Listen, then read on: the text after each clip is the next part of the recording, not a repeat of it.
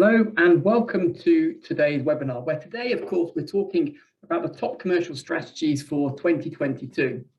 We have a pretty crazy marketplace that we find ourselves in. And so to kind of help me explore that, I have, of course, invited none other than Suzi Carter. Hi, Suzi, you there? Hi, Paul. Hi, everyone. How are you? Yes, I'm very well. Thank you. How are you getting on? Yeah, good. Thank you. Jolly good, jolly good. So for those who don't know Suzi, Suzi is of course, ex-CBRE, ex-B&Q and Kingfisher, and of course, ex-Land Securities as well. So a pretty fine pedigree from the property side of things.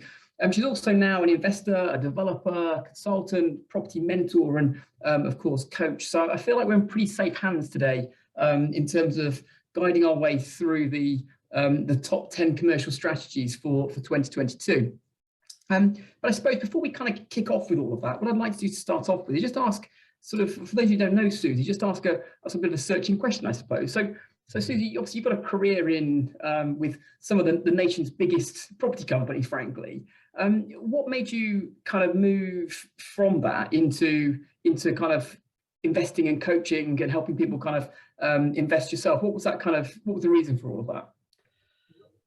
Well, being in the corporate world, for those of you who are in the corporate world now or have been in the corporate world, you may or may not agree with me, but for me, being in the corporate world wasn't all that it was cracked up to be. I felt like I had my ladder firmly against the wrong wall. And so whilst the job itself was fascinating, I was dealing with some of the UK's largest shopping centres, and it was all very glamorous and very sexy. The politics, the meetings, the everything else was just too much. And honestly, I'd probably want to do it for 10 years before I actually set up on my own. But being in the corporate world doesn't really give you, I have to say, the mindset to be an entrepreneur. So it took a little while to get there, but I'm so glad I did. So for those of you who are still in that world, then I would say just get some training and just do it. Fabulous. Great. Well, let's jump into the content. Let's have a look at kind of what the top 10 strategies are for 2022. Obviously, we have a pretty crazy world at the moment. We've got a new youth class order, we've got a new PD rights, we've got a world recovering, well, hopefully recovered from COVID, maybe. Perhaps I've spoken too soon, I'm not quite sure, but lots of ways in which we can add value to property at the moment. So let's kind of jump in and have a look at some of those if we could, Suzi. Yeah, sure. Shall I share my screen, Paul? Yeah, please, that's okay. Okay, yeah, sure. Right. Can everyone see that? Okay. Yeah, lovely. Yeah. Perfect. Okay, great. So I'm going to share with you, as Paul said, the top 10 strategies, my top 10 strategies. And bear in mind, these are my top 10 strategies and my view of what the market's going to be like this year and where the opportunities are going to lie. And I guess the first thing to say is that it's actually a really interesting market. If you read LinkedIn, and if you I talk to my agency contacts and my kind of contacts from my old world, as it were, everyone's predicting a massive bounce back in the commercial property world this year, especially in kind of retail and leisure, restaurants. Hopefully this is the year when either COVID becomes weak enough that it's treated like the seasonal flu, or it is moving towards its finale or its conclusion. So there's definitely a lot of hype in the market at the moment, and personally I think that might be slightly overhyped, but it's certainly a really interesting market this year. So I think probably the biggest tip I can give you for this year, and I've kind of slightly cheatingly not included this as a strategy because I already had 10 to include, but it's kind of 11 rather than 10 today. Well, 11, yeah, maybe I'm cheating slightly. But this is definitely one that fits every strategy I'm going to talk to you about today, and it's niching. Like, genuinely, I've never seen a market like this. I've been in the market for well over 25 years now, and every sector, every location, every type of property is responding slightly differently to COVID and Brexit. And therefore, to be a generalist in this market, I think is actually really challenging. So, if I was to take retail, if you read the headlines, then you'd think that all retail is it's closing, it's terrible. You can only get like 3-month leases, and it's so awful. And if you think the industrial, logistics, it's all booming. But of course, that's a massive generalization. And there's lots of trends and there's lots of micro locations and micro strategies that you can employ under each one. And I'm going to go into some of that today. So I kind of won't go into it now. So it's about going kind of an inch wide and a mile deep rather than a mile deep and an inch wide. It's about really understanding your markets, and niching by locational strategy. And I put this model together called I call the 4 R's, because it is the 4 R's. So the first one is research. So this is how you start off your niching. You research the trends, you research your locations, you research the strategies, really get under the skin of what will work in your investing location. Then obviously it's all about requirements. It's all about, which tenants are want to locate in that area, what the requirements for space are, whether that's, conversions or whether that's kind of keeping as commercial. Then it's about the different routes you can go down. So, multiple exits. I always advocate multiple exits, and, making sure you've got all those plans stacked up just in case, your plan A doesn't work. And then it's obviously about returns. Is that going to be a profitable strategy for you? And, I'll give you some examples of that as I go through kind of the top 10. And the other R that kind of overrides all of this is relationships, because commercial property is a real relationship market. So, getting to know your local agents, getting to know all the people that can facilitate your niche strategy. So niching is where it's at in 2022, and I think it's always where it's at, actually, but certainly this year and last year in particular. So these are my top 10 strategies that for investing in commercial property. This was a tough one, actually, because I genuinely think there's so many opportunities in commercial that this list could have probably gone on. But the top 10 I've come up with are commercial to residential. So that is such an obvious one for this year. I'll go into that.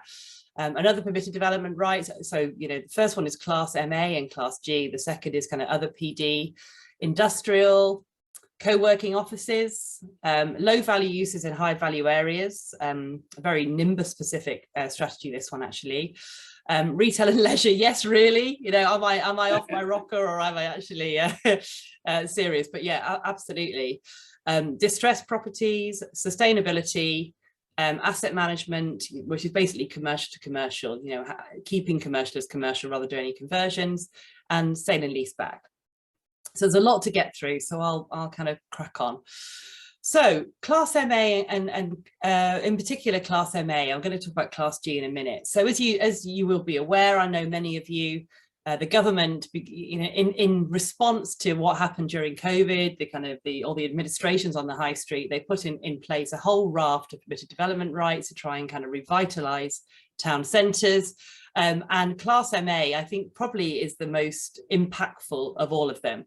It's England only. So if you're looking anywhere else, then you can't use permitted development rights. You'll have to use a planning application. Personally, I mean, obviously, permitted development rights give you speed and certainty, which as investors we always want. But, it's not such a big deal if you need a planning application, because, there's ways and means, obviously.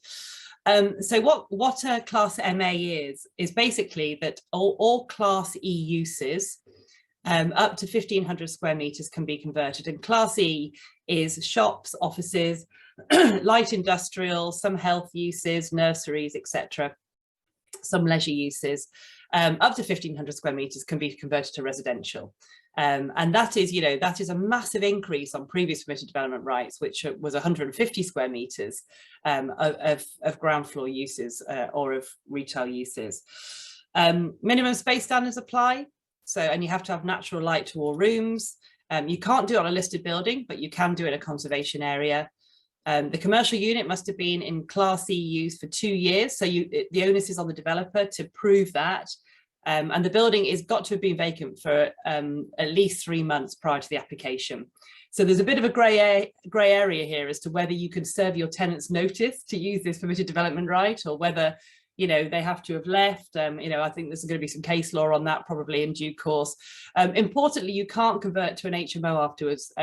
Class G that I'm going to talk about in a minute, you can convert to an HMO afterwards, but you have to keep this as Class C use. It's a 56-day prior approval period, so you've got to submit a ton of reports to the local authority, including transport and highways, contamination, flood risk, noise assessments, and then proving minimum space standards, natural light. And once it's granted, you have 3 dates from the date of the prior approval to carry out the works. There's no affordable housing or Section 106, but SIL or Community Infrastructure Levy might apply. And there's much cheaper application fees. It doesn't work everywhere. It depends on the average end values as to viability. And the reason I've got this as #1 strategy is that I just genuinely don't think that a lot of agents are pricing this in at the moment. I mean, some of you will say to me, and I've seen it myself, that vacant retail space is way overpriced, you know, compared to what it probably should be in the market. It's way overpriced. So you know, perhaps they're the ones to keep away from.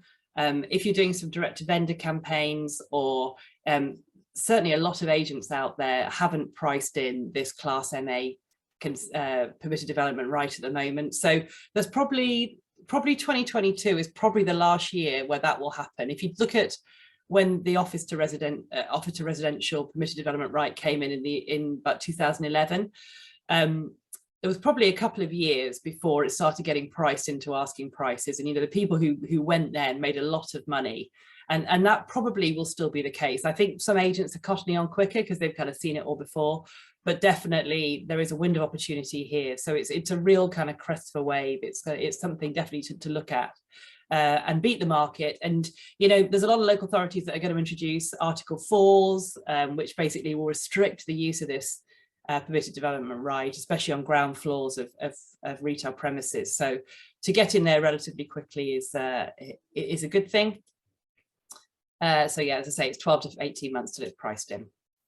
These are classy. About it is, as you're going on, so I'm going to shut up, Suzi, because you're going on to what I was about to say. So yeah. Oh, okay. No worries. So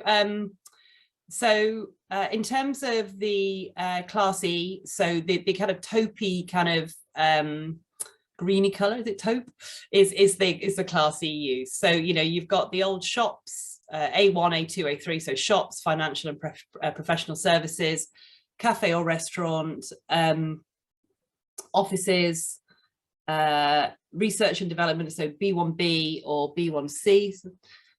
You've got D1, which is clinics, health centres, creche, day nurseries, and you've got kind of gyms, indoor recreation, etc. So so they're the kind of uses that you've got in your Class E that you could convert to residential under Class MA. I think that's kind of the interesting thing, really, is it's such a broad set of uses, isn't it, in terms of all of that, that a lot of those buildings historically you wouldn't think about converting to resi, because, you know, creches and things like that and doctor surgeries and things like that are just so difficult to get a plan to get on historically, whereas now it's permitted development. It's kind of crazy, really. Yeah, exactly. Yeah, no, it is. I mean, this is a massive step change, a massive policy change for the government. So it's definitely one to look at. Then obviously you've got commercial residential Class G, which was a big change that came about as well. Sorry, I'm having problems with my earphones, so I'm just going to try and put those over there. So hopefully they won't interfere with anything. So again, England only. So Class G basically is where you've got a ground floor unit, like a retail unit. So basically what it previously was before these recent changes was that you had a ground floor retail unit. You could actually convert the upper parts to up to two flats. So that was what Class G used to be. And Class G at the end of last year was changed so that basically if you had a ground floor unit that included any Class E use, you could convert the upper parts to up to two flats, basically. And you could also convert a betting office and a payday loan shop. They always like to throw those two into all the permitted development rights for some reason. A really nice way of looking at this is that if you've got a very large shop unit that can be split in the middle, then obviously you create two units out of that, and that means you could have two flats above one and two flats above the other. So effectively you could create four flats as a result of that. It didn't used to need prior approval, this one, but now it does, and it's assessed against all the usual things like contamination, flood risks, noise, natural light, etc., storage of waste. The use should be ancillary to the shop use, but I would say that majority of Class E aren't, if I'm honest. And you can use Class MA or Class L afterwards. Class L is conversion to a small HMO. So a really nice thing to do with Class G is to do the conversion first under permitted development to residential, to flats, and then use Class L for a conversion to an HMO. It can be a really great way of kind of making your scheme even more profitable. So Class G is definitely one to look out for. The sort of one of my tricks, Susie, that I'm sort of keep going on about actually is that so on the Class MA, obviously there's a vacancy test. So there's kind of this case law coming around. Well, can I use Class MA pre-tenant leaving to go and get planks? Well, it's not been empty for 3 months, so strictly speaking, you can't. But of course, Class G has no vacancy test, so actually you can get a consent under Class G, which is quite a simple consent to get. You can then put forward a proposal to the tenant saying, well, actually, I'm going to serve a hostile Section 25 notice to get you out, and here's my plans, which is to convert the upper parts, and I can't do that with you in place because I want to convert the upper parts, and this building works, therefore you've got to go. And of course, then at that point, you can then go back in for Class MA afterwards and get the rest of it into Resi. So I kind of wonder how long that loophole is going to sort of stay open for, but I think that is part of the trick to Class MA to get that working. Totally agree. Yeah, absolutely. It's a great wheeze, and yeah, I think there will definitely be some case law around that, and that loophole, I'm sure, will be closed. So again, another great reason in terms of speed to market and getting these things done.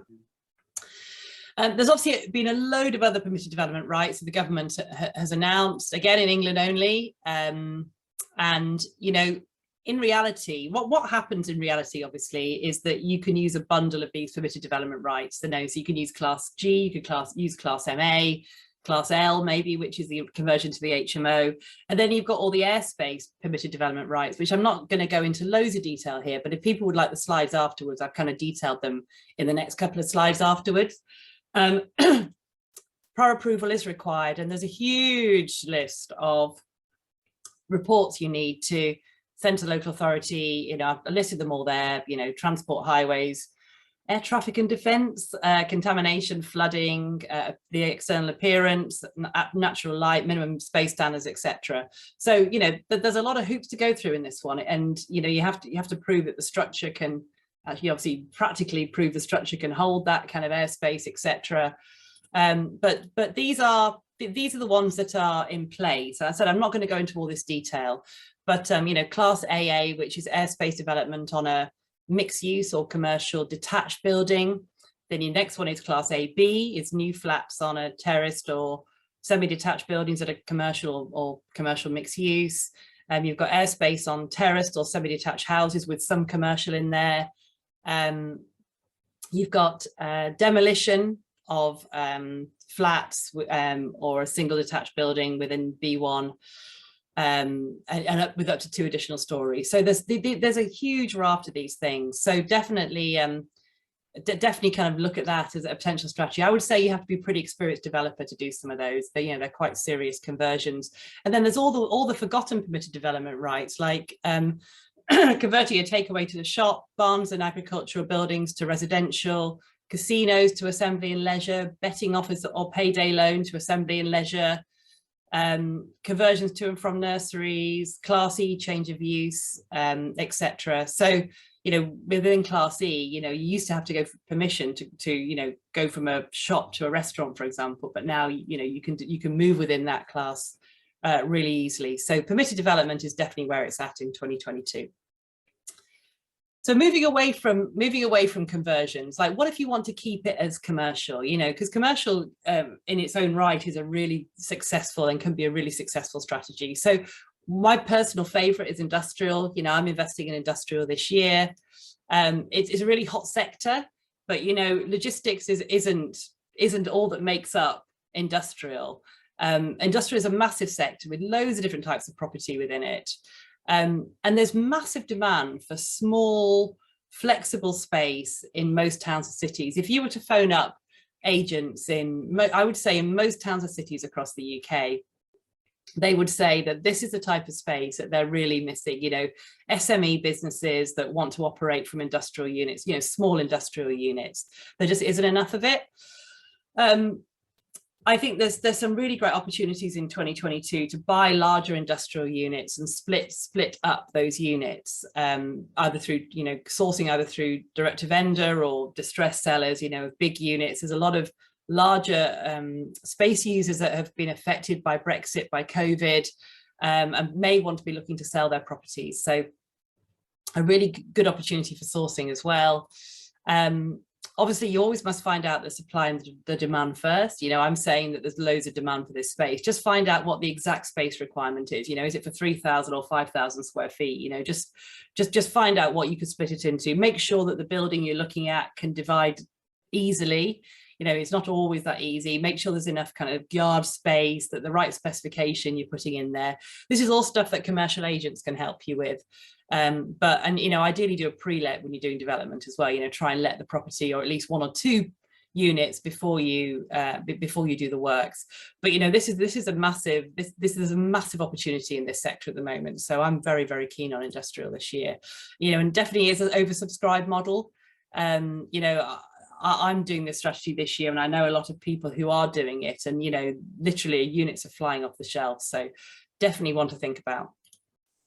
If I was thinking about this today, we sort of preparing for the webinar. I think actually it's quite an easy thing to do, actually, because typically the floor loading's okay to show a stud work, sort of a block work wall up. So you just put that alongside the steel portal frame. You just carve the thing up and shove some more roll shuts in, and kind of pretty much, not quite as simple as that, I know, servicing this sort of stuff, but it's not a sort of a complicated thing, particularly to do this sort of stuff. And typically the steel structures treated this sort of stuff. So actually, sort of the actual kind of doing it is actually pretty simple, really. You just get that kind of higher rental level for the smaller units. It's quite clever, really. Yeah, absolutely. And you've got to make sure the ease height's right, and the columns aren't in the way or whatever, So there's a few complexities, but yeah, it's a breeze block wall. You don't need to get all singing or dancing stuff. Obviously, you need to separate out services. You need to maybe put some little toilet blocks in, or kitchens or whatever. But yeah, new doors. It's not that complicated at all. So next one, number 4, co-working office space. So, I would say most employees now want to work at least part of the week flexibly. They've got pretty used to it, but don't want to work from their bedrooms and dining room tables anymore, just because. And there's huge demand, therefore, especially in some commuter areas. There's huge demand for this kind of working out of the house, but not having to commute an hour to an office. So, working locally near coffee shops or whatever in town centres. If you set this kind of operation up, you could either let it to a co-working operator who you could operate on a lease, or more likely you probably run it yourself and have it like a managed operation. And I obviously, again, do all your research first, but this is massive demand. And just a kind of slight word of caution on this, to watch the finance. If you're doing this yourself and running it yourself, what banks really like is having a commercial unit with a tenant on a lease who will pay the rent. And if you don't have that, then obviously you might need to get 2 or 3 years accounts before you can actually refinance out, because they'll treat it as a business refinance. So just something to watch on this. But this is a massive trend. And actually, just generally with regard to offices, not just co-working space, but I think the fall of the office is vastly overstated at the moment. I think that offices are going to change their nature. I think that there will be some secondary offices that will naturally be converted to residential or fall away or be redeveloped or whatever. But there's going to be, I still think there's going to be demand for offices. And, especially probably some offices even bigger, because they need to, cater for collaboration and have, bigger areas of sofas and, kind of collaboration space. So definitely the office is changing, but I don't think it's dead personally. I think certain types of offices at the moment are quite challenging, like those on business parks and various other things. But I suspect over time that they would change and still be in demand. There's sort of, from my own personal point of view, there's like, I personally have gone back to my old ways, and I'm back in the office kind of regularly. I just kind of, I don't know what it is, sort of during lockdown, I was kind of quite happy working from home and this sort of stuff.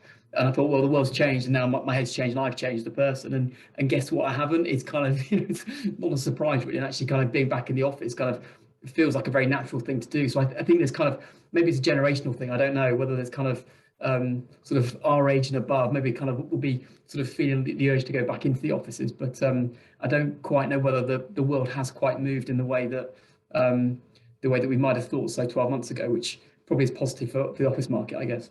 Yeah, and certainly the big investing institutions don't seem to think it has, because they're investing in a lot of, especially regional offices. you know, headquarters offices and things. So they certainly seem to be back in the office as well. So we shall wait and see. Low value uses in high value areas. This is a very Nimbus specific strategy, I would say, and I'm sure Paul can take us through this later, because he's far better on Nimbus than I will probably ever be. So, you know, what I'm talking about here is, you know, low value commercial uses in residential areas, you know, so maybe garages or workshops. We've all seen them, you know, a little MOT garage, whatever, in an area of really expensive housing.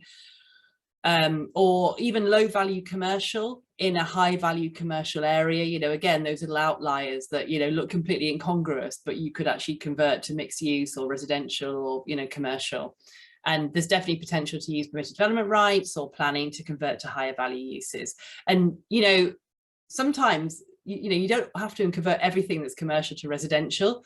Sometimes it's worth buying a unit that's occupied, collect the rent for a period, and then, but just know that you've got that angle later, you know, that residential conversion angle, you know, by using permitted development or whatever. So certainly low value uses in high value areas, I think is something I'm using this year.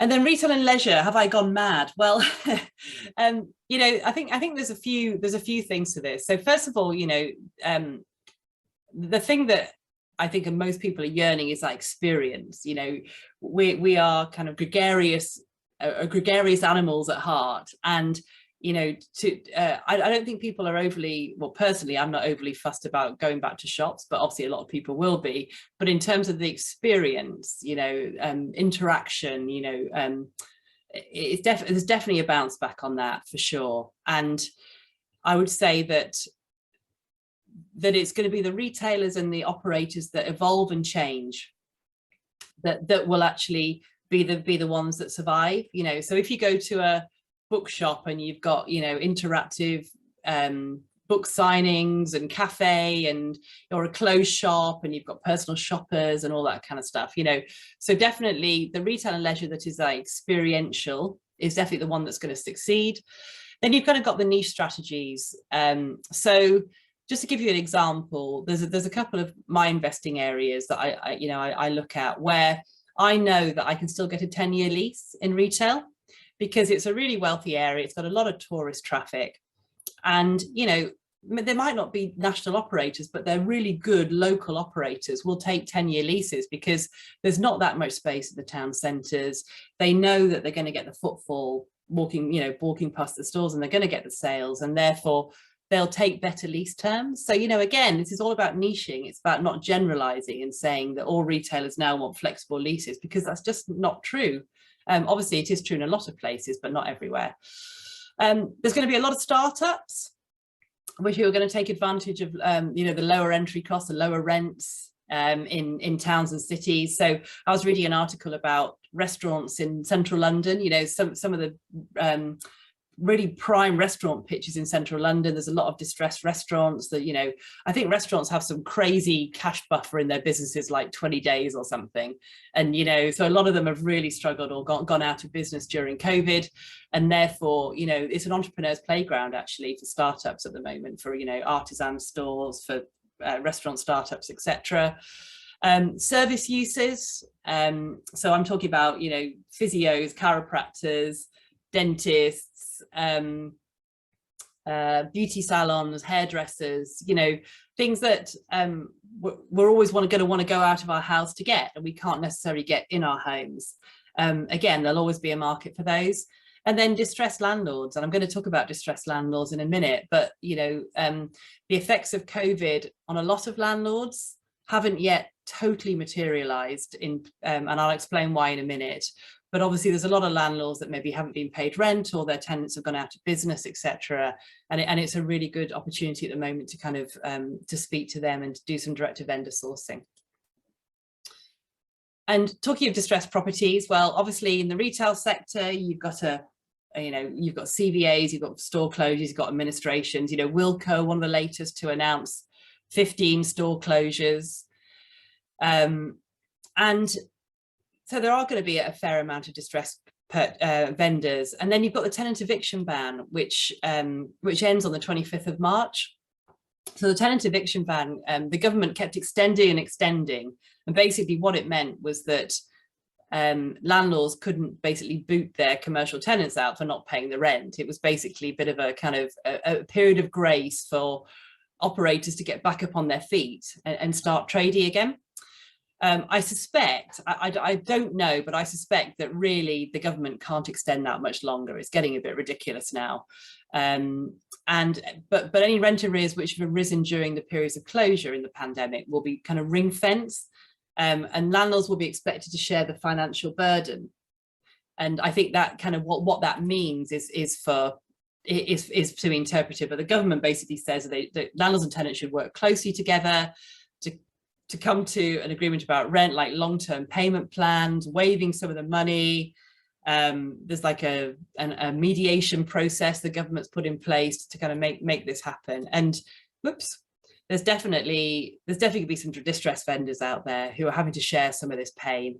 And you know, I would say there's going to be a lot of this around, and probably a lot of landlords are already feeling that pain because they haven't been paid for quite a long time. Number 8, sustainability. So this is probably one of the most least talked about topics in property. I might be way off the mark here, but I very rarely hear people talk about it, and yet it's potentially one of the biggest opportunities, and one of the biggest threats in property as well. So obviously you'd have had to have your head under a rock to not know about the COP26 climate change summit that happened recently. Wasn't a total success because there was, you know, some really key agreements that were very much diluted. But, you know, this is climate change, becoming carbon neutral, renewables. It just isn't going to change. And if you look at all the big property companies, you look at all the big investment companies, they've all now got their environmental, social, community benefits, you know, and there's some investors who just won't invest if the organization that they're looking at doesn't have that string to their bow. And a lot of tenants, but especially blue chip tenants, just won't move to a property unless it's got renewables in it, or, you know, it's carbon neutral or whatever.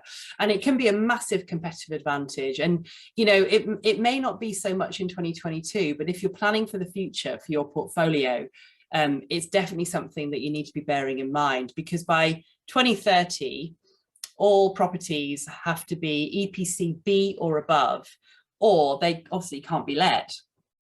And therefore, you know, at the moment, there's a whole raft of exemptions in the EPC bandings. You know, if it costs over a certain amount of money, or if it's listed or whatever, then you can get loads of exemptions.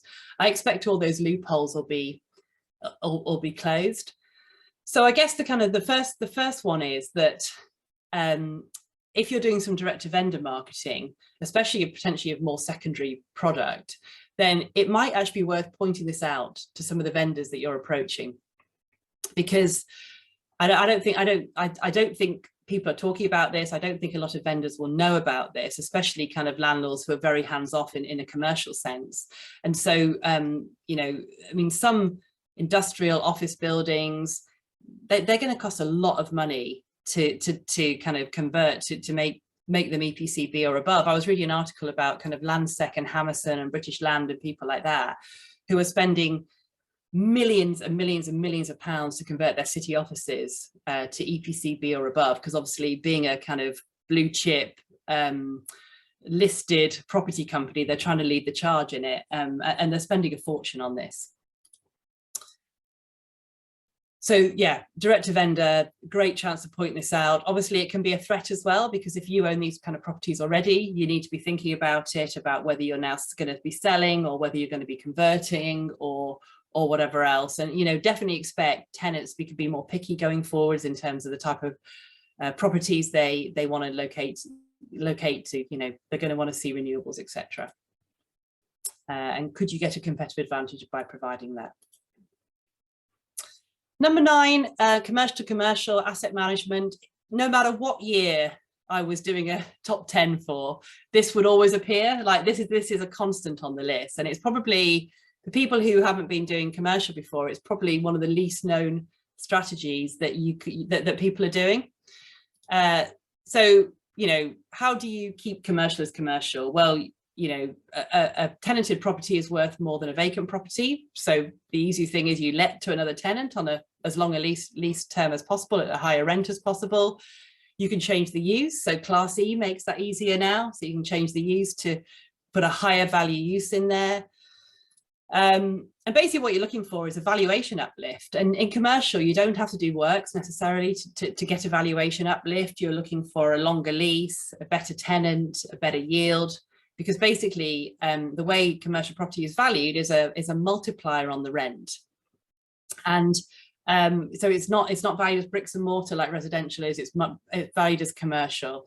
And so therefore the things you can influence are getting a better quality tenant, a better rent, and a better multiplier or a better yield. Effectively looking for higher value uses on the property. And it can be done by buying the right property in the right location. You go back to our niching strategy, you know, doing a research, looking at the requirements, making sure that you can get as good at, you know, get everything as right as possible when you're purchasing. And this tenant covenant is really important. So it's really important to get a good tenant, you know, a good quality tenant, because when a valuer is going to be looking at this property, they're going to be saying, you know, how risky is it? And they're going to basically, this multiplier, this yield is all about the risk. And if you've got a tenant, like a blue chip tenant, for example, you're providing certainty that rent's going to be paid for as long as possible. And ideally get income from day one and multiple exits. That's the name of the game. And this is our kind of calculation. So, you know, the capital value is the annual rent divided by the yield, and the yield is this multiplier. So the aim is to improve the rent and improve the yield. And the yield is kind of a bundle of risks, basically, that a valuer will look at. And so, you know, valuation's an art, not a science. So what they'll be doing is they'll be basically saying, how risky is this as an asset? You know, how long's the lease? How good's the tenant? What location is it in? Is it in a prime location, secondary location? So it's all about kind of trying to influence those risk factors. And of course, you can actually change leases. You can do it by everything by negotiation if you want to. So these are the opportunities to change leases, you know, bearing in mind that what we want to do is influence the rent and the yield or the risk. So you're basically looking at, you know, if you've got a short lease, you know, maybe an expired term. I said put 5 years here, but it's probably less than 2 or 3 actually. You could be looking at putting a lease extension in place, so negotiating with the existing tenant. You know, if you were buying a property, you would probably go in there and talk to a tenant before you bought the property. How are you trading? Do you want to stay there? Is an opportunity for it to extend the lease? Or you might be having a conversation to say, look, if you're not trading well and I've got, you know, and you've got somebody else lined up, how about you hand your lease back to me or surrender your lease? And, you know, then you can re-let it to a better tenant. If there's lease terms that, you know, aren't great, then, you know, you could change those. If there's break clauses, you could take them out. Just basically, you could surrender part of the property. So a great example of this is if a tenant, very historically, a lot of retailers have taken the ground floor retail space and maybe 2 or 3 floors above on a full repairing insuring lease. That was a very common way of taking leases maybe 10 to 15 years ago. And now modern retailing dictates that they probably only use 1 floor, maybe 2 floors tops. And, you know, they're having to pay rates and they're having to pay all the overheads for all that building, plus kind of the repair of the, you know, outside of the property, the roof, etc. And so there's quite often an opportunity to have a conversation with the tenant and say, you know, do you want to hand back part of the property? You stay in the ground floor, you hand back all the 3 upper floors to me, you know, I'll pay you for it or you pay me for it. And then you could do the conversion to residential or, you know, other uses, usually residential, you know, higher value uses. There's kind of a sort of a further point there, Suzi, which is kind of the sort of the beauty of COVID, I suppose, and the impact of that on retailers and the way that retailers kind of pre-COVID, I guess, sort of the simple model is fill a retail unit full of stuff and sell it. Whereas now it's about managing the different channels and managing your online presence, and that needs some distribution, and that needs, you know, how do I get the stuff I've got to my customer that's bought it online? And that means that you know, depending on kind of how that business is set up, whether they've got a distribution hub or whether they haven't got that, whether they're servicing it at the back of the retail unit or not, then that opens the opportunity for all of this, which is knocking 2 units together at the back or taking some space off one one tenant to give it to the other, because actually one needs to service that online distribution through the back of the shop, whereas the other one doesn't, and therefore they're in the wrong units. And so all of that kind of moving around and sort of restructuring can be done really off the back of COVID, and just talking to your tenants and seeing what they actually want at the moment, and not being afraid of having that conversation. Yeah, exactly. Even if you've got a hands-off lease, I would recommend you always talk to your tenants regularly and just see how they're getting on, how they're trading, etc. And number 10, because I know Paul's going to be telling me off in a minute because I've probably gone on too long, but and number 10 is sale and lease back. So that's basically where a business owns a premises that they're operating from. So I'm talking about a non-property business, like a printing business or a engineering business or whatever it might be, and that they hold that property on their balance sheet or in an opco kind of propco structure. And then a lot of businesses at the moment are having to recapitalize. They're having to kind of bump up their balance sheet because of COVID. They've obviously lost the money during COVID, and they're trying to recapitalize. So they're trying to, raise capital. And a lot of businesses are looking to sell their freehold properties that they're operating from and kind of take a lease back. So they still want to stay there. They just don't need to own the freehold. It's not core business for them. And, if you go on all the portals, you can see these opportunities all the time. They're all over, especially kind of industrial type users. Definitely, there's a lot of sale and lease back going on. And so it's a case of doing some direct to vendor marketing, look at opportunities on the open market to perhaps target businesses that are trying to recapitalize. And then just finally, it's a great market. I'm not going to dwell on this because a lot of you will be doing this already, but using investors, it's a great market to use investors because interest rates are, really, really low rates. Obviously, a lot of people have got self-administered pension schemes as well. And commercial finance has tightened up and continues to be a bit tighter than it was, well, a lot tighter than it was pre-COVID. And so, cash purchases can get you ahead of the competition, and, there's some great opportunities for using investors.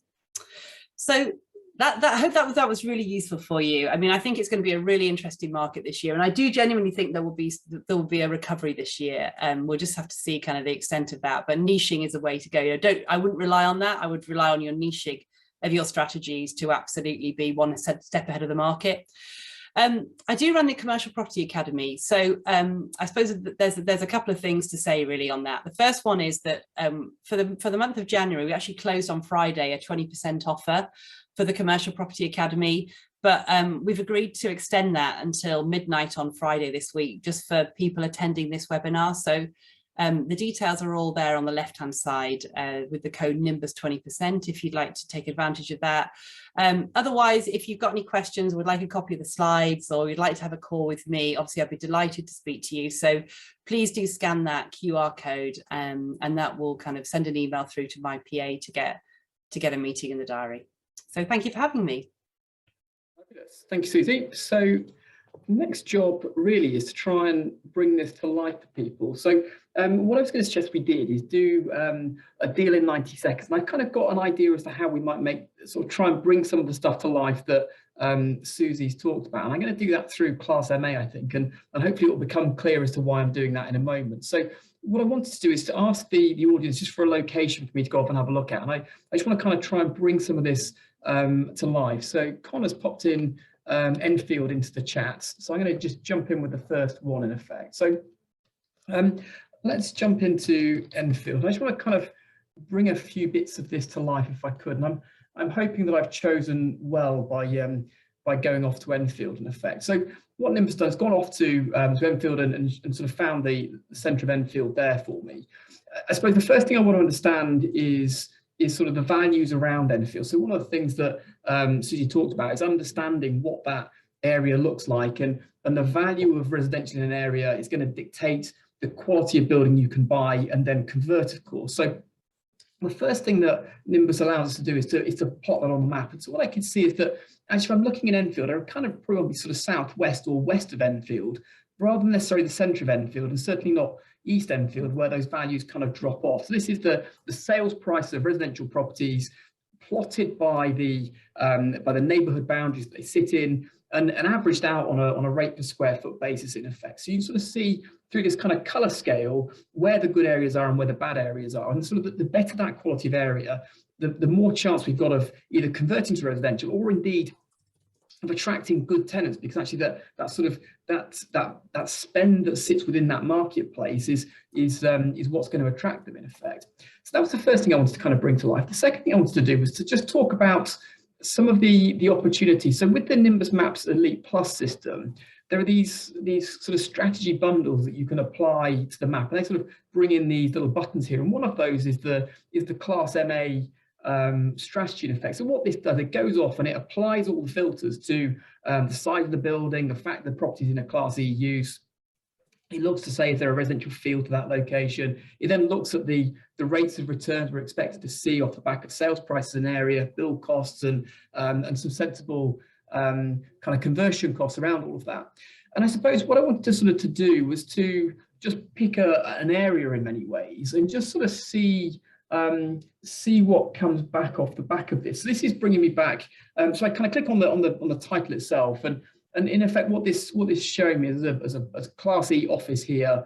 The sales price is $640 a foot, conversion costs are $115. It's saying purchase price about $290 a foot, and therefore a sort of a 58% return on cost based on the 8,500 square feet that's there. What I was hoping to find actually was perhaps something. In fact, that might be kind of interesting. So let's just have a little look at this, because I suppose it sort of seems to be a pretty well connected location that we're looking at. So sort of the residential feel to it, I suppose, is kind of interesting. So I have this sort of residential up and down the street in effect. Over the road, then you've got the sort of the train station there. And actually, I suppose what was kind of becoming interesting for me was that you have there's multiple exits. So can I break that up and have smaller suites that I let off on a kind of a co-working basis? Alternatively, can I take that building, perhaps even, dare I say, put a small amount of retail in the front to kind of to sort of sit alongside this sort of stuff? If there are perhaps a better retailer that might want to sit in, it's a pretty remote location. So perhaps I've chosen the wrong one for kind of that retail exit, I suppose. But it's given me that kind of intrigue around that. And I suppose the other thing that was also interesting for me was this sort of stuff. So looking at day nursery, so similar sort of thing where we've got kind of returns on cost, a bit of a smaller unit, this one. But in essence, that's Class E use that is the day nursery now. With the strength in this particular location of the residential values, that Class E nursery can be relocated. So obviously, as part of Class M, we need to look at, certainly with day nurseries, the sort of the impact on the local area. But of course, they can relocate into the Class E uses. So actually, converting that building perhaps into residential, indeed converting this building into the day nursery approach, so day nursery use, of course, they're both still part of Class E, which was part of the comments that Suzi made earlier. Class E, we can change the use between those uses without any problems at all. So I suppose what I'm driving at is that with the new Class MA, I suppose, we can identify those Class E uses. We can see those then where they're significantly lower value than the residential values that sit around there. And of course, then we can also use that Class E to change the use between the various uses. And let's just drop back onto this, because I kind of wonder if there's perhaps a little bit more that to this site that may give us some chance to perhaps add a little bit more value to it as well. So I suppose that's all kind of interesting. Let's just have a little walk around this building and see see what it looks like. So this is the property here. It's kind of interesting, actually. It's been on the market to let, and kind of an easy way perhaps to get in touch with the owners of that is through ringing these people here to see whether they can put us in touch, of course. What we can also do with this is just pull the information panel out. So that's going to then show us the details of kind of who owns this property. It's actually owned by a private individual. That agent would then have the details of that person, obviously having recently put it on the market for them. I suppose what's kind of also interesting here is that EPC issue that Suzi was talking about. This building has a Class E use, so I can reach out to that owner and say, well, you do realise that kind of what are your plans for this building? If you plan to hold it for the long term, then in 2023, this letting is going to be a problem. You have to spend quite a lot of money to go and upgrade that building from the we've got Class E's going on, we've got EPCs of E and kind of E everywhere at the moment. But upgrade that rating from E up into B or above in order to be able to relet that building. So some quite interesting stuff that we can do with all of that. I suppose that the bit that was also kind of going through my head as listening to what Suzi was saying is we have the filters within the Nimbus Maps Elite platform.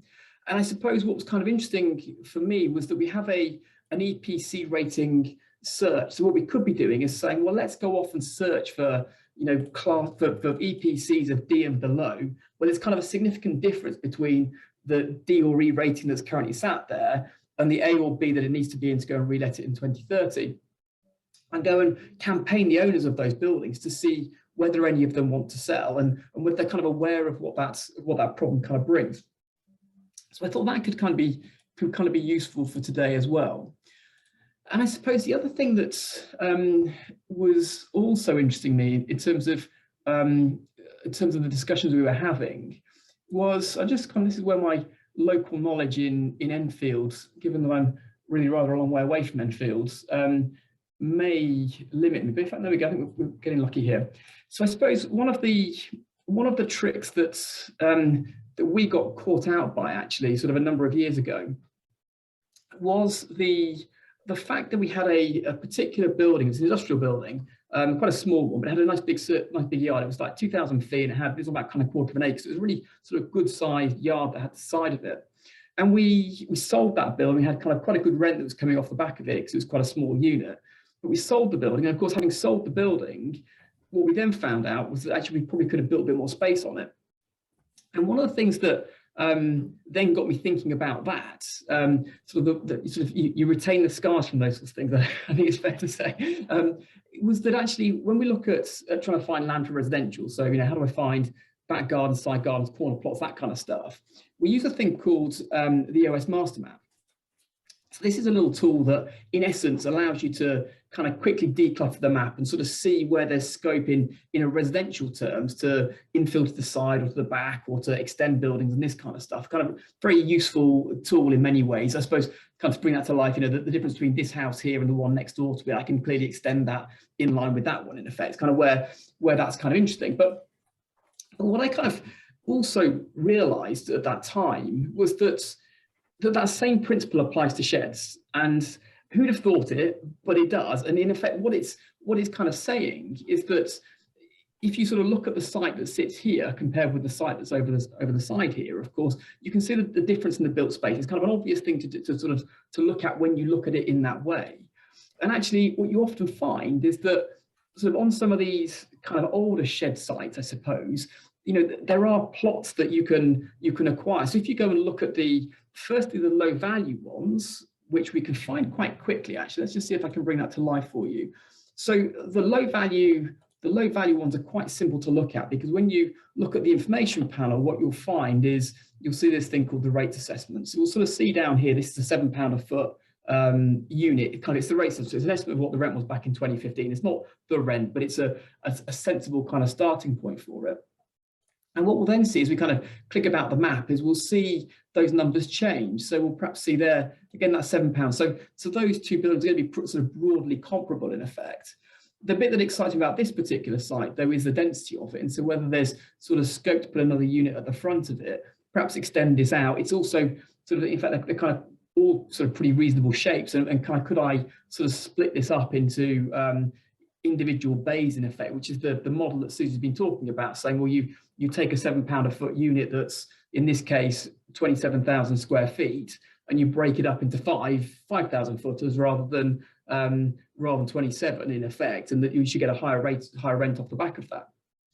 And so sort of a really quite a simple way of understanding that. And I suppose the flip side of that then is, I'll get lucky at some point down here, which is, so there's my kind of point I'm trying to make in effect, is that this particular factory here, compared with this one, has a rate assessment of £3.60 a foot rather than the £7 of the one over the road. So there's scope to double the value of that space that's on the site by improving it, whether that's recladding it, whether that's tarting it up, give it a kind of the commercial version of a lick of paint and a new kitchen, new bathroom. It's obviously not those, but in effect that same principle to the shed that you're looking at. But of course, on top of that, then applying that low density view of the world up to kind of to bring that density up to the kind of usual 40% site coverage you'd expect from an industrial site, in effect, gives you that opportunity to really sweat those assets really, really hard. And again, splitting them up into the sizes of units that are perhaps interesting. And I suppose sort of on that theme, there's also perhaps some useful stuff that we can bring to life as well, which is kind of what are those values of these buildings? Kind of what is that, one of the things Suzi said was, research your marketplace, understand kind of who the right people are across that market, who the right agents are to instruct and to speak to, and sense check with them the thoughts that you've got, in effect. And so there's a couple of sort of tricks around that. So number one is the commercial availability. So what this does is it looks at the top 400 surveying firms' websites every night and pulls all the information into the platform, in effect. So for example, I can see here there's a 12,000 square foot unit there on the market with Gleneys, which they are quoting, I think, about £12 a foot, it said. So £13 a foot, there you go, in terms of the property there. So I suddenly got some interesting numbers around kind of what those true values are. I've got Jeffrey, who's a senior associate there, that obviously understands those local marketplace, that local marketplace. In fact, it's under offer at the moment. So I kind of got links to a local agent. I can understand that they're actually active because they've just let or sold this particular building. Excuse me here. And of course, then others as well that are kicking around there too. So again, 22,000 foot unit over there.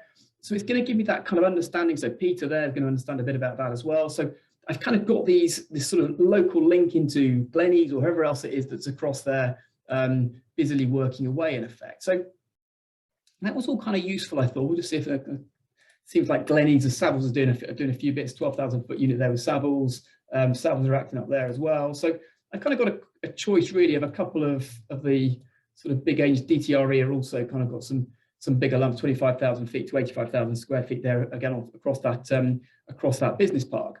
So it's giving me that kind of that view of the world. It may be that there's some difference in prices. We sort of look down to the sort of smaller estates off the other side there. But I suppose the other thing then that perhaps is interesting is just looking at the commercial comparables and seeing, well, what are those sort of sales prices that are being achieved? And actually, look at that. That's incredible. £357 a foot for an industrial building. Who'd have thought it's insane, isn't it, in terms of that marketplace? We'll perhaps give ourselves a couple of years for this, but sort of £200 a foot up there, sort of 215, 214 there, and sort of £357 a foot. Isn't that just insane? Isn't that insane? Who'd have thought that sheds are kind of worth that much, £154 a foot and this sort of stuff. So quite quickly we can sort of build a picture of what those units look like. That may just be a very small one, which looks like it is sort of 4,000 foot unit there. This perhaps brings to life the comment that Suzi was making, actually. So 70,000 square foot knackered old industrial unit there, I suspect, that's sold in 2020 for £65 a foot. And yet a 4,000 square foot unit, which I suspect is a much neater and tidier one, is selling for nearly £350 or just over £350 a foot. So clearly, whether you're still going to buy the knackered old unit with the big site coverage over here at £64 a foot anymore, question mark, but maybe 100 and something pounds a foot, and then repositioning that, there's clearly that margin in it to make that stack up.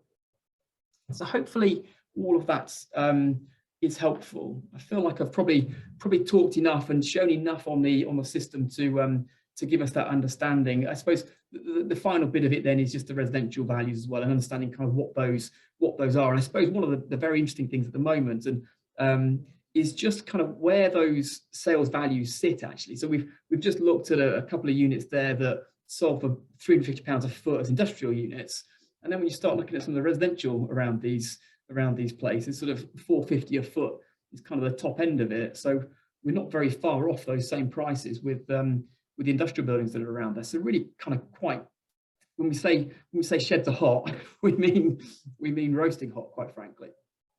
So hopefully all of that has been helpful. And what I feel like we should do next is perhaps jump into the question time. In fact, let's just, before we do that, actually, just give me 2 seconds. What I'm going to do is I'm going to just jump back into my slides, and let's just, before we move on, let's just share my screen again. Apologies.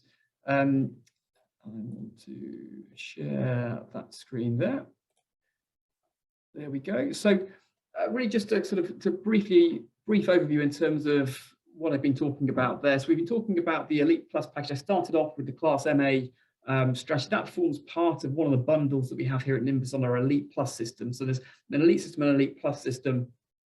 The Elite Plus system brings in predefined strategies that are bundled together. So depending on what you're targeting and what your particular interest is, there's a commercial conversions bundle, there's a residential land and airspace bundle, and of course an HMOs bundle.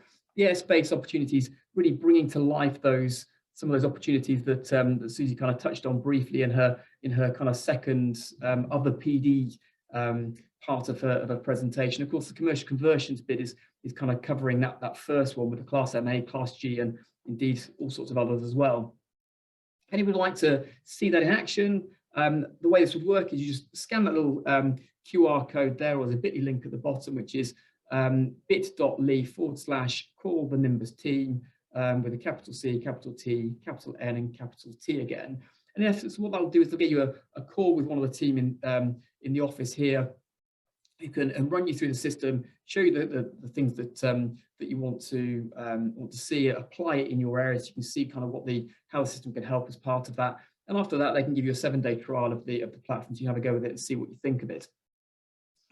We have a slide here, which is Suzi's slide from a moment ago. So if people would like to book a call with Suzi, there's a QR code there for you to scan to book a call in with her, or indeed to sign up and get your Nimbus 20% discounts with her training session coming up too. See, that runs out on the Friday night at midnight, the discount. Yeah, that's right, Paul. Yeah. Fabulous. So let's jump into the questions. So what I'd like to do now is to invite the audience to, if you've got any questions you'd like to ask either me or indeed Suzi, then perhaps if I can ask you to raise your hands. So in your Zoom control panel, there should be a little raise hand button, and we'll just bring you up and try and get you to ask your question for us here. So Ian's raised his hand. Let's see if we can ask you to unmute yourself, Ian. Okay. Hi, Ian. Can you hear me now? We can, yes. How are you doing? Oh, great. Yes, I'm good. Thank you very much. Hello, Paul. Hello, Suzi. Suzi, just one thing that you touched on there, sale and leaseback opportunities. I think I understood the principle, whereas a business is looking to sell their premises but still want to stay there and take the lease. Where would you look for those type of opportunities, apart from just obviously contacting local agents and so on, but that might be a bit cumbersome. Is there any way you can think of doing that? Yeah, so as I say, I mean, they're openly available on portals, you know. Right. If you go on Property Link Estates Gazette is a really good commercial portal. Okay. And also obviously the individual agents' websites as well. Right. They are kind of, there's a lot of them around actually. Obviously right. more in some areas than others. Right. Direct to vendor though is a really great way of getting these opportunities in terms of, you know, you can just do a blanket direct to vendor campaign on the type of property you're looking at, or you can do it very targeted. There's also other kind of portals and websites that look at distressed properties, and you can kind of target people through them as well. Right. And yeah, agents are a great source of deals, because not a large proportion of what goes on the market doesn't actually go on the market. It actually gets sold privately to the little black book. So to get in with agents is a really great way to do it too. Yes, yeah. Perhaps add to that, Ian, which is on the Elite platform, you can do a boundary search, right. And also you can filter for uses and building footprints. And so what you could be doing is saying, well, actually, for this particular area, or indeed just generally across here, I want to see all the industrial buildings. Then if you save those to your workflow, when you export those out of the system, you'll see the owner's details in there with their address, right. And where the property address is the same as the owner's address, and you know they're in the same place. And so you'd right. very quickly be able to filter that down to say, well, which are the say leaseback opportunities.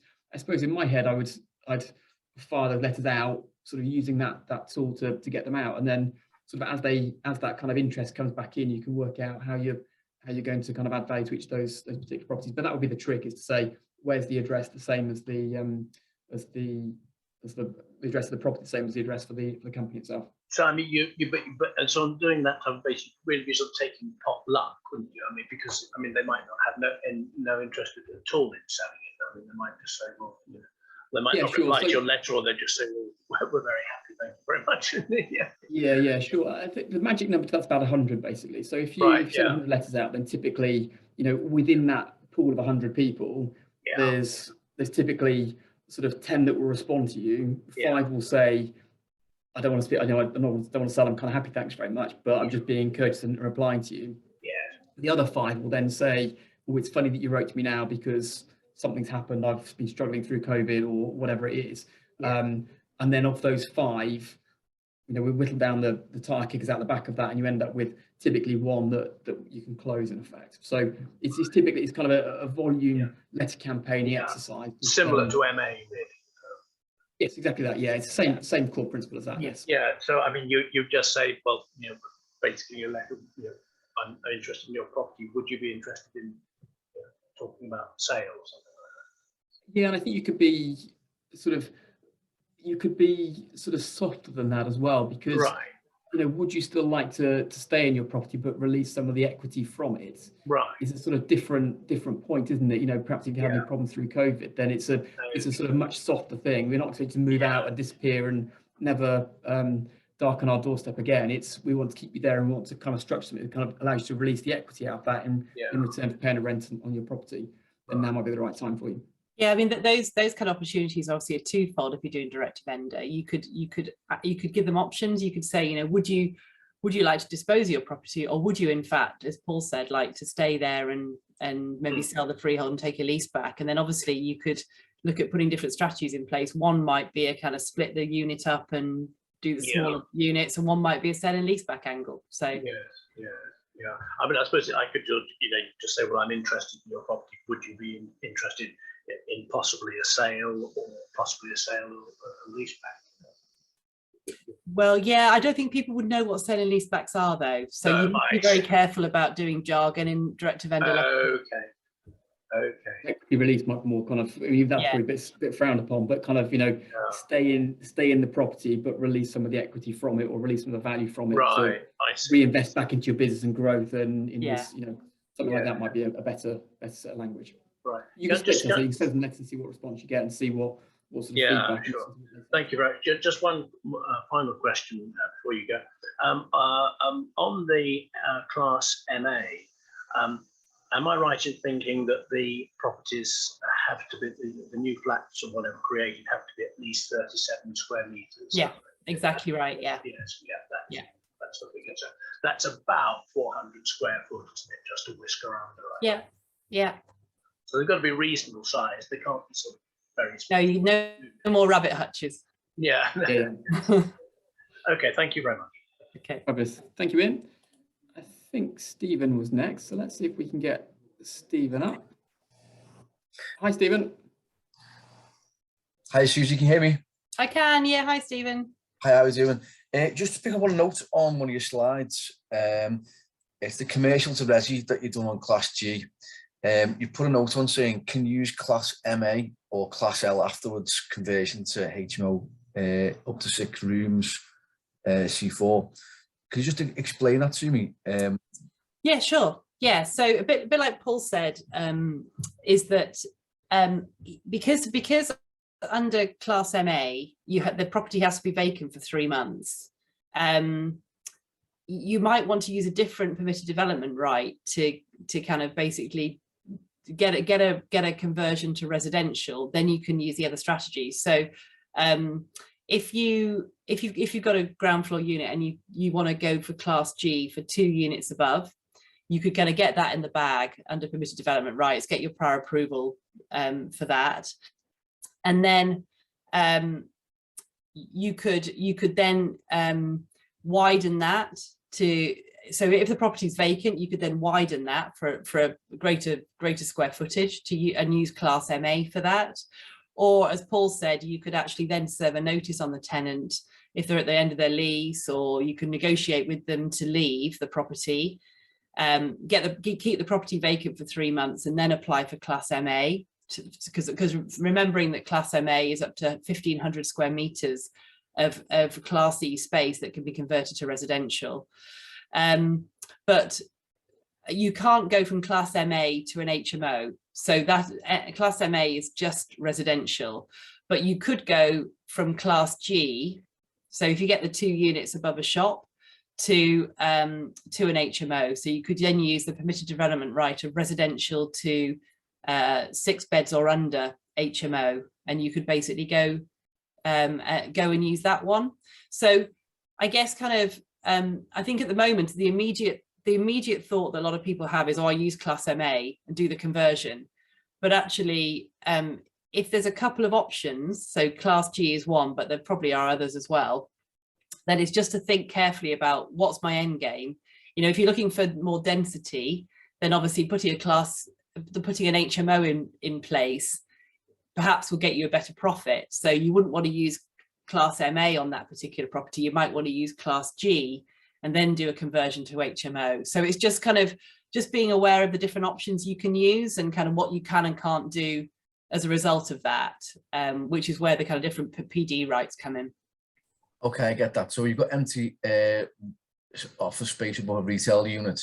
You can change that into Class G, which then gets you residential use. Would you then have to implement a C3 usage before you could convert it into a C4 HMO? Or could you go straight to C4 HMO? So you'd have to get the permitted development right. So with planning, you could. So you don't forget, you don't have to use permitted development rights. So if you wanted just to go straight to use planning, you could. No, I don't want to use planning today. Yeah. Authority, you see, so I want to try and use PD when I can.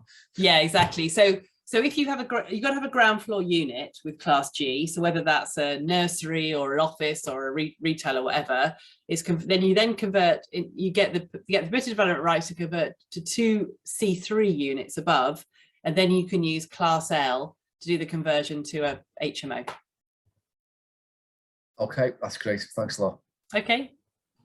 So just to make things a little bit more tricky as well, apologies. The Class MA has the natural light bit to worry about too. So you have to kind of prove not only, as Ian said, that the units that you're creating are over 400 square feet, 37 square meters minimum space standards, but that they've got natural light as well. And if you can't prove natural light, then of course you're not going to get your PD rights. You're not going to be able to implement your Class MA. So part of the trick to that is then submit your elevation changes to put new windows in before you talk to anybody about change of use, PD rights, any of that sort of stuff. Because typically if you've got an office and you want more windows in the office and you ask the planners, can I put more windows in the side of my office building? They're going to say, yeah, get on with it. It's kind of fine. Extra match provider doesn't look stupid. It's all okay, thanks.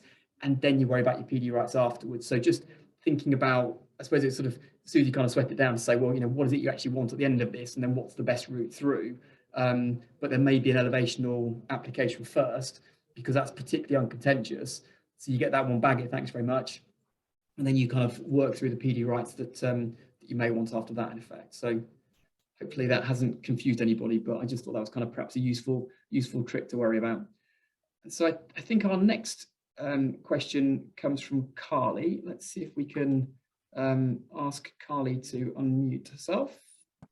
Thank you, Paul. Happy New Year. Hi, Suzi. Yeah. Hi, Carly. How are you? I'm great, thank you. Just a quick question. With regards to the proposed in 2030 that all commercial buildings need to be EPC B and above, if you've got, like, say, a 10-year tenant in place, whose responsibility will it be? Will it be the landlords or the tenants? So it's the landlords.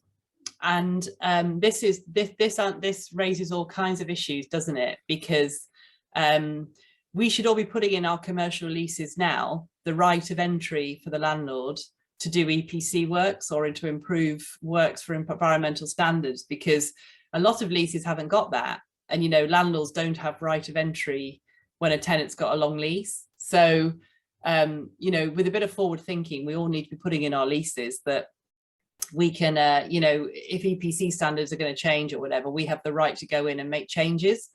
So the liability is on the landlord, but I hear rumours that the tenant is going to have to share in some form of liability. So I don't think necessarily for doing the works to bring the property up to, up to those kind of standards, but, the EPC can really be ruined by the tenant's operation of a property.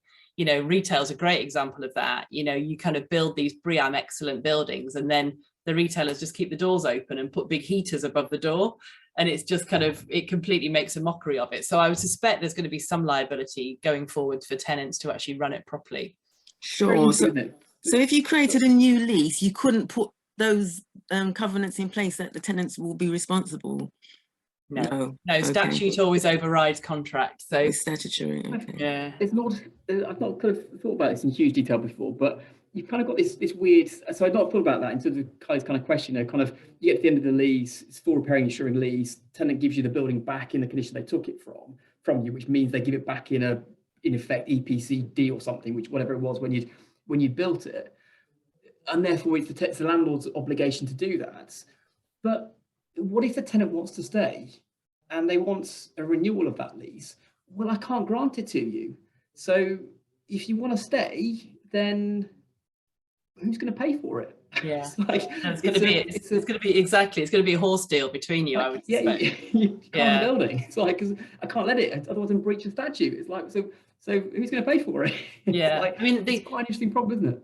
It is. I mean, I think, as I say, putting lease clauses in to allow you entry into your property to do these works, but also saying that, again, a smart lease clause would be to put in would be to say that the tenant's got to keep the property and comply with environmental standards if it's a full repairing insuring lease, or an EPC standards, because then perhaps the liability might go on to them a bit more. But you'd have to check that with a lawyer, because yeah. Interesting. Thank you very much.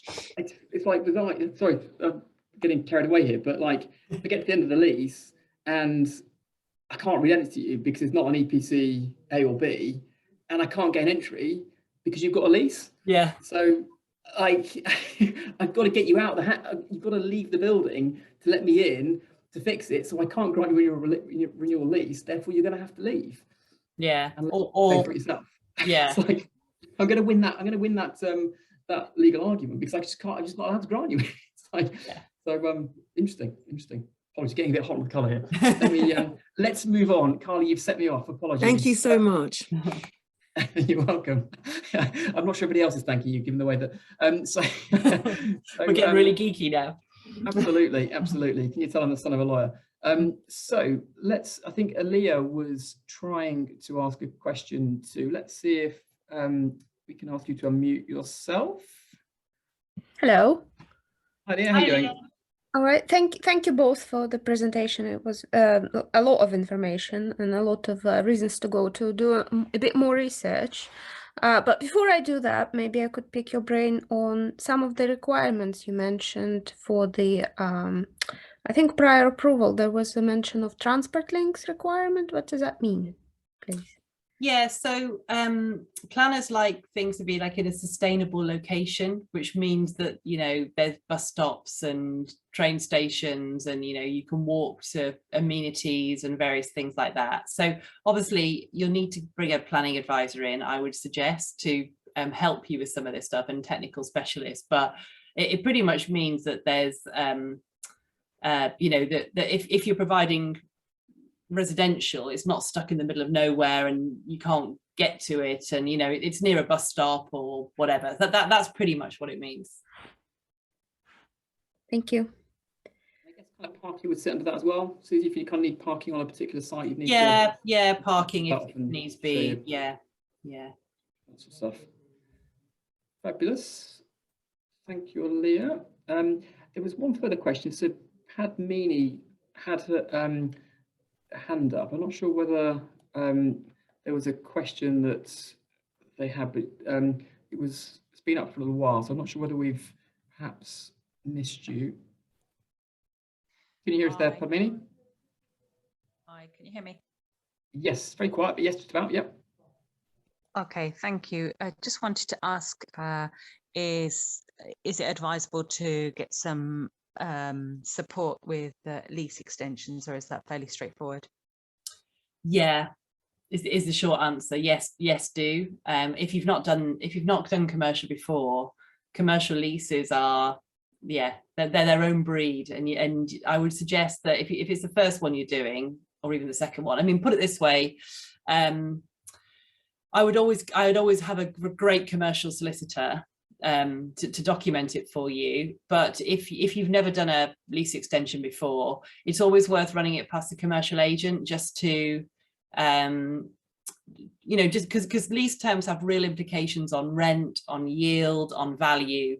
So you want to be kind of getting it right, and not, you know, not putting something in place that's going to, you know, be to your detriment, but also, you know, you could put something in that's more advantageous to get a better rent or better yield. So I would definitely suggest you get some help with leases. If any, you know, any question on leases, I would suggest you get some help ideally. Thank you. Paul, if I may, there was a question about the corporate world and how do you get the skills? Yes, there's a few actually. I'll let you crack on with that, and I'm going to sort of read through this. There's lots of questions in the chat. Lots of people asking for the slides and things, so we'll get some people to give you rings and get that sort of stuff sorted out and stuff. But yeah, if you want to ask that question, I'll have a little sort of dig through the chat and perhaps ask you a few more questions along the way. We've still got just a few more minutes, so I'll do that. Yeah, sure. So yeah, so well, I think there's a big bit of kind of learning on the job, and but I try and surround myself with people who are better than me. So it's always you know, whether it's a peer group or whether it's a mentoring group or whatever, then I've always tried to, since I started off my own, I started off with some training of my own. I would always suggest that you do some training of whatever type. The bit that turned the dial for me was mindset training, actually, because I think that I had the technical ability to strike out on my own. I just didn't have the entrepreneurial mindset that I possibly needed to do it. So for me, it was the kind of mindset. It was seeing people around me doing what I wanted to do, and then there's been a lot of learning on the job. There's been a lot of mistakes that, you know, I think we'd all be lying if we sat here and said we hadn't made mistakes and learned from them and moved on. But yeah, I tend to kind of always surround myself with people who are better than me, you know, a great peer group. And you know, still to this day, I don't think that'll ever change. I think, you know, no matter how many properties I own, that's never going to change.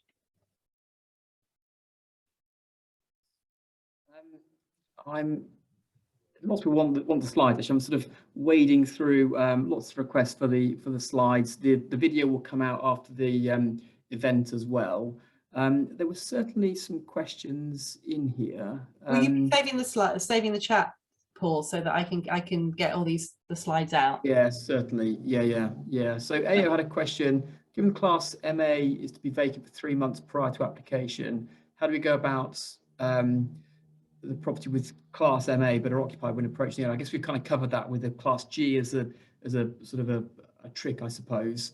I.e., you convert the upper parts, which then would give you the reason to serve a hostile Section 25 notice, or at least kind of hold that as a sort of a stick in the negotiations with the tenant direct. So you can just negotiate with the tenants, try and move them out and see kind of how they're trading off the back of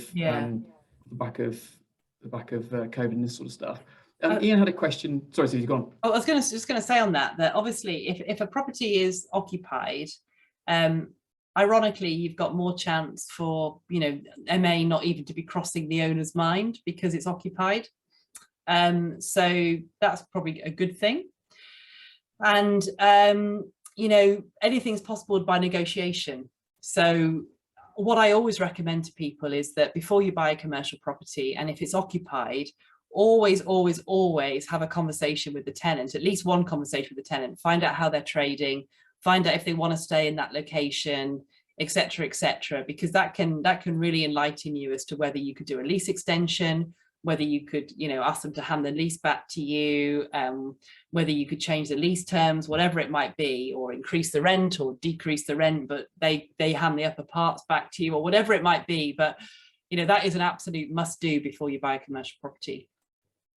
Maybe ask if there's any problems with the building as well, might be a nice. Yes. Yeah, the roof leaks like a CBD. We'll touch with a barge pole. Exactly. So Ian's got a question. How do you estimate the cost of EPC work of a property you're wanting to buy, Suzi? So I am not an expert in EPC, but what I do is I get an EP, and in fact I've just done recently actually, is that I've got an EPC surveyor to come out to do like a bit, don't get them to do an actual assessment because then it goes on the register, get them to do a draft assessment, and then you then ask them what would need to be done to get to a certain level. So I've just done this on a couple of properties that I'm buying at the moment, and they've come back to me and said, you know, yeah, I need this kind of heater, I need this kind of insulation, whatever, and this is how I'd get up to that certain level. So once you've got that, obviously you can get that costed from a builder, and then away you go. Richard's got a question. Is there an easy to understand guide available on PD and what's permitted? Well, again, I'm not a planner, so I take my information from somewhere. I always advise you have a planning advisor to help you, but I really like the website Planning Geek. I really like that website because it's got a really easy to understand guide to permitted development rights. It also has the legislation if you really want to get geeky and read it. So Planning Geek is where I get my information from, and I really like, obviously I then read the legislation and I then try and understand the whys and wherefores. So but it is pretty good. Gary's raised a question saying, does the natural light need to be in certain residential rooms? Yeah, it's in habitable rooms, so you don't need natural light in a kitchen, in a bathroom, or you need it in like a bedroom, a living room, etc. Fabulous. Well, I think, Suzi, we've smashed it. I think we've done it. I think we're there. So I think we've answered everybody's questions, or so I believe anyway. So really, I suppose all that's left for me to say is, firstly, thank you, Suzi, for your presentation today. Thank you for fielding all the questions that you've done. So it's been great to see you. Thank you so much for coming. Pleasure. Thanks for having me. And then finally, just a thank you from me for you all to watching. I've been Paul Davis. We've been Nimbus Maps. We'll look forward to seeing you again soon. All the best. Bye for now.